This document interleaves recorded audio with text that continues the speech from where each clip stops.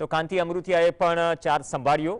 તેમણે પૂજાપાઠ કરી પદગ્રહણ કરવાની તૈયારી દર્શાવી હતી. તેમની સાથે કૌશિક વેકરિયા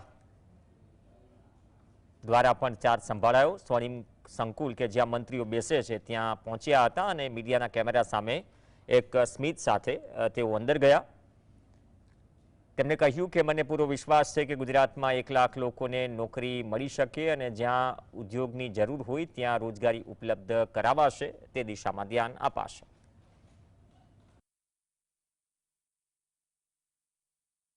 સરકારની અંદર ગઈકાલે જે નવું મંત્રીમંડળ બનાવવામાં આવ્યું, શપથ લેવામાં આવ્યા, તેમાં રાજ્ય કક્ષાના મંત્રી આપણી સાથે છે. તેમની સાથે સીધી વાત કરીશું. કાંતિભાઈ, શ્રમ અને રોજગાર મંત્રાલય તમને સોંપવામાં આવ્યું છે રાજ્ય કક્ષાનું.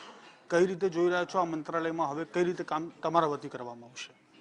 આ દેશના વડાપ્રધાન મુરબી નરેન્દ્રભાઈ, અમિતભાઈ, અમારા રાષ્ટ્રીય પ્રમુખ નંદા સાહેબ એમનો અને ગુજરાતના મુખ્યમંત્રી ભાઈ શ્રી ભૂપેન્દ્રભાઈ અને વિશ્વકર્મા સાહેબનો હું આભાર માનું. આ જે જવાબદારી સારી રીતે આ જે ડિપાર્ટમેન્ટ છે એ ડિપાર્ટમેન્ટમાં મને અતિ આનંદની વાત છે કે મને ગમતું કામ મળ્યું છે. કારણ કે મને ગુજરાતની વાત કરી તો અમારા મોરબીમાં રોજગારી ઉદ્યોગ છે, તે રોજગારી આશરે 5 લાખ માણસો કામ કરે.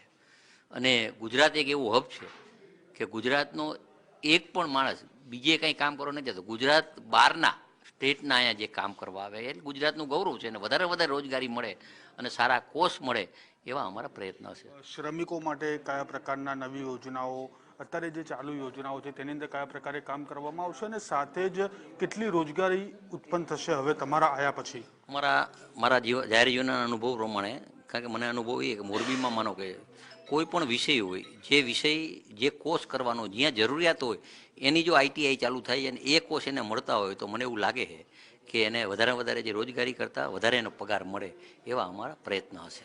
કાંતિ કાકાને ગોપાલ ઇટાલિયા સામે આવી ગયાના કારણે મંત્રીપદ મળ્યું એવું ખરી? એવું વિષય નથી, કોઈ વિષય જ નથી. એ બધું તો સામાન્ય છે.